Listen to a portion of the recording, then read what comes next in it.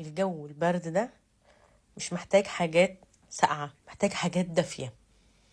هنعمل حاجة دافية تدخل كده تدفي قلبنا كده من جوه. نعمل كيكة بصوص الشوكولاتة وكندر عليها من فوق، يعني خطيرة. انا مش لاقية لها وصف بصراحة، ولا هنقول تقعد 6 ساعات تبرد ولا غيره. دي هتخرج من الفرن هناكلها على طول، يعني من الكيكات اللي بتتاكل دافية. يلا بينا نشوف هتتعمل ازاي. هتجيبي علبة كيكة فudge من اي سوبر ماركت، يعني مش هقولك روحي لمستلزمات الحلويات، لا، اي سوبر ماركت هاتي اي نوع اللي موجود عنده. انا جبت النوع ده فانا التزمت بالتعليمات بتاعته.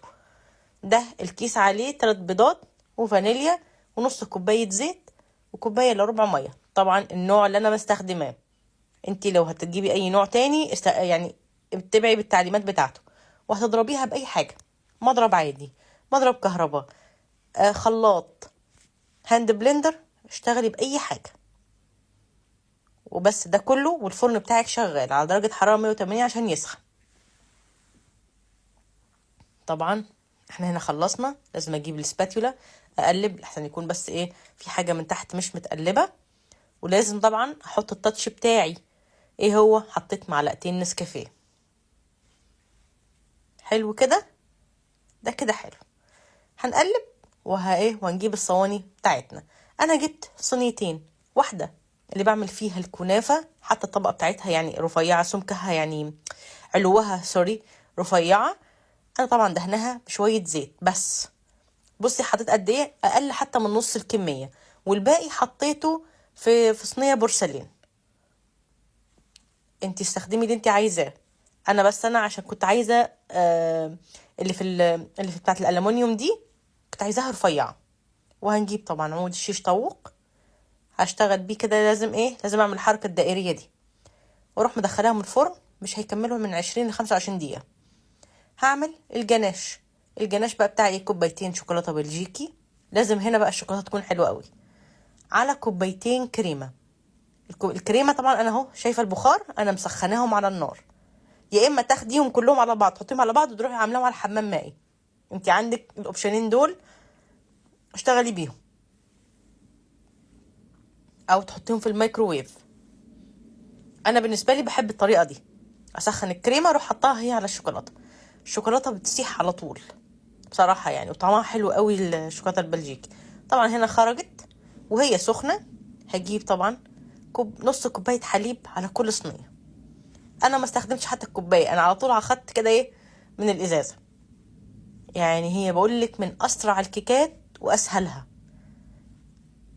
ولا هتقولي لي بقى باظت ولا ما باظتش ولا اي حاجه. بس انا عايزه اقول لكم بس على الصينيه الالومنيوم، كانت جت من عند ناحيه تقريبا انا كنت حطاها مايله في الفرن، جت عاليه سنه، فانا كشطتها بس يعني سويتها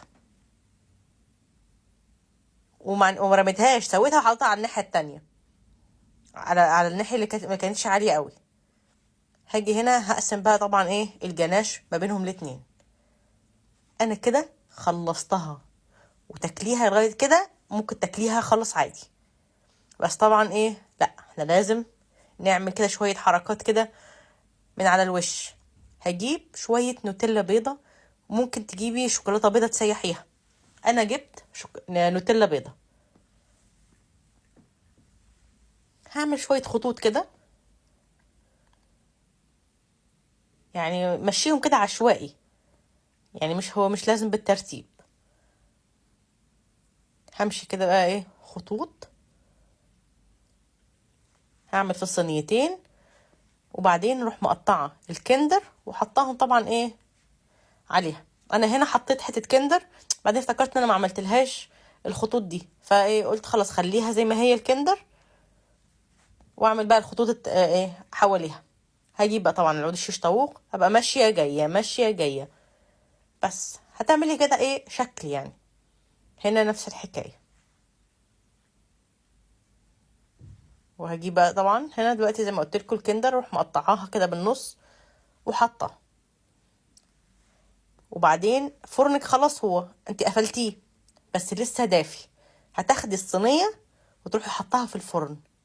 يعني عارفة ثواني كده او دقيقتين 3 يعني.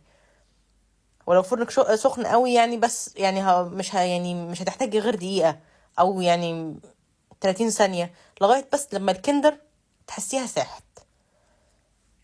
من اروع واسهل الكيكات. لغاية كده انا الفيديو بتاعي خلص. ان شاء الله نتقابل في فيديو تاني، بس يا ريت تجربوها وتبعتولي.